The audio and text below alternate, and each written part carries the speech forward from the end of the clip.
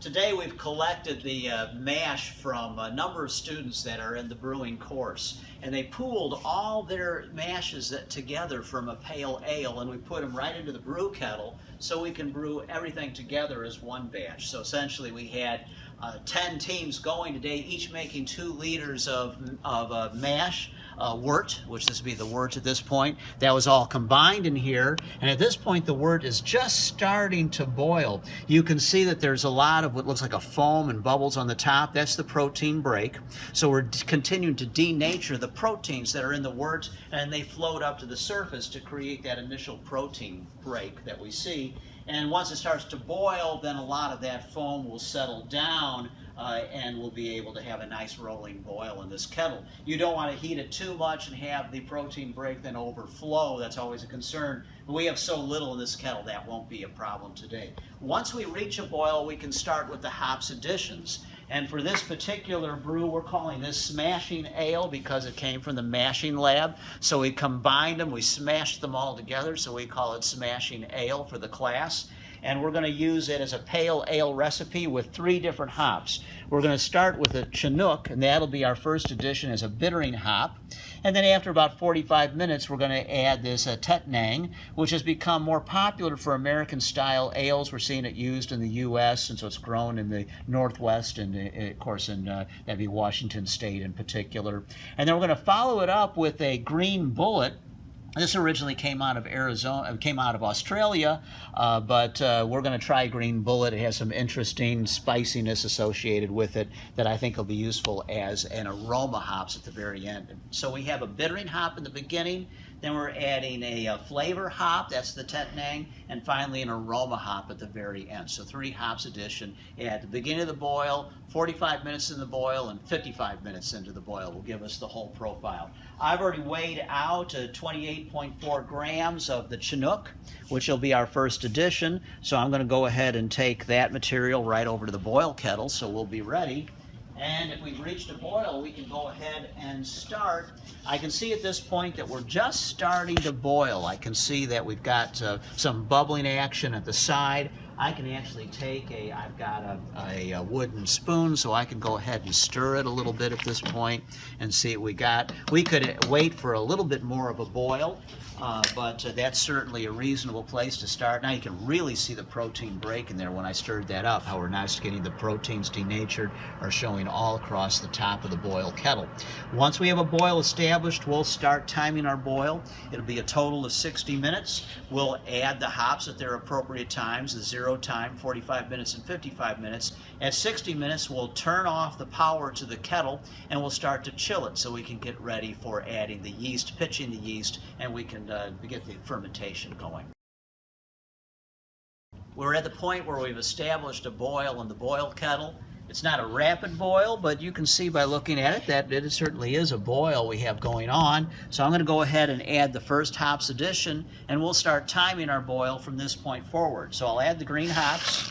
There we go, and mix them up. Now usually when you add them, you might see some more foaming. The hops, of course, will start to dissolve, and they create more nucleation sites for boiling to occur. So sometimes you'll see a little bit more action going on with the boiling. You've got to be careful with that. But we have this so well controlled in this kettle that we're really not going to get a boil over. And there we have the beginning of our addition. So we've got 60 minutes, and we'll have a complete brew. At this point, we've completed the brew cycle. We've gone through the 60 minutes of brewing, and in that time, we would have done all of the additions. We had Chinook, which was added at the beginning. Tetnang was added after 45 minutes. And then after 15 minutes, I used a new hops for me called Green Bullet. So I'm just kind of playing around with some hops that we had left from class to create something interesting. Green Bullet is supposed to have some spicy aroma, and I'm adding at the end as an aroma hops. And then at 55 minutes, I also put the chiller in, and the chiller is a copper coil. And if you look into the vessel, you can see there's a copper coil in here. It's been now running with tap water, and so the copper coil is hooked up with a tap water line. And if we come over here, here's our tap water line, and here's the water coming out of the chiller on the other end of the line. Right now, that's actually tepid, but that was hot enough to make tea just 10 minutes ago. So it's really cooled down. Our St. Louis water is not very cold at this time of year. We're coming out of the summer, and so I'm not going to be able to get this down as cold as I'd like to with just the chiller itself. So I'm going to use another option. So we're getting ready now to go ahead and transfer this into the pail, and I can ice that down. I've gotten some ice, and I can put the pail in a sink and put ice around it and bring it down a little further.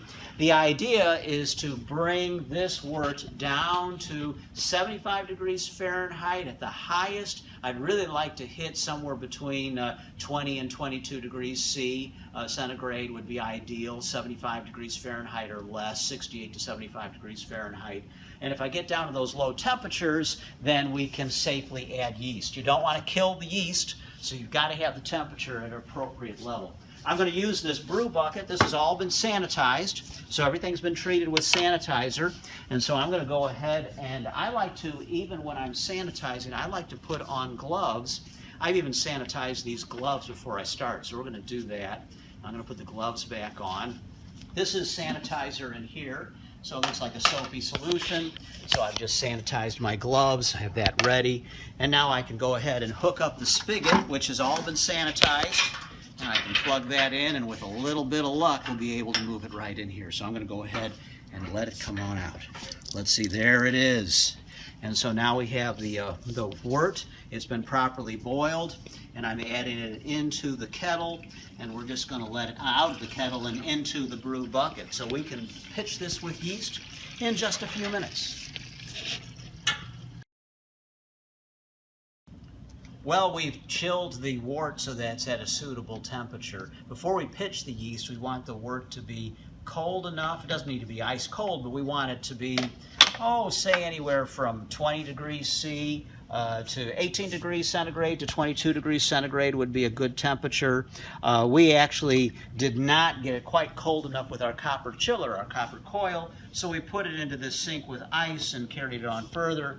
It's now at about 24 degrees centigrade. That's a little warmer than I really like, but we're going to go ahead and pitch the yeast anyway. We're using a pretty resilient yeast, so we should get away with that. Ideally, depending on this type of yeast I was using, I might bring it down all the way to 22°C, but we'll go with that. So I have the wort in this container. I have a sanitized top for it. I'm done with the spoon, and I'm going to leave the spoon here so I can use it again. And I have sanitizer here. So this is all sanitizer solution. So in order to pitch the yeast, I'm going to use a dry ale yeast. This is a Saf Ale 05.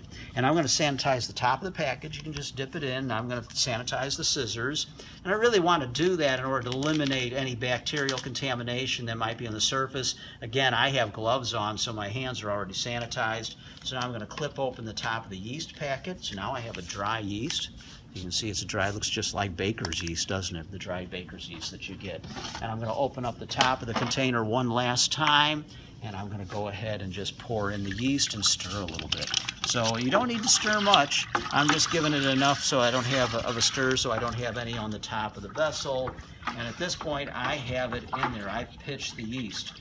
So I'm going to go ahead and close this all up and put the top on. So there's the top. Now, in order to do this properly, I'm going to go ahead and put this right down on the floor and cinch the top in.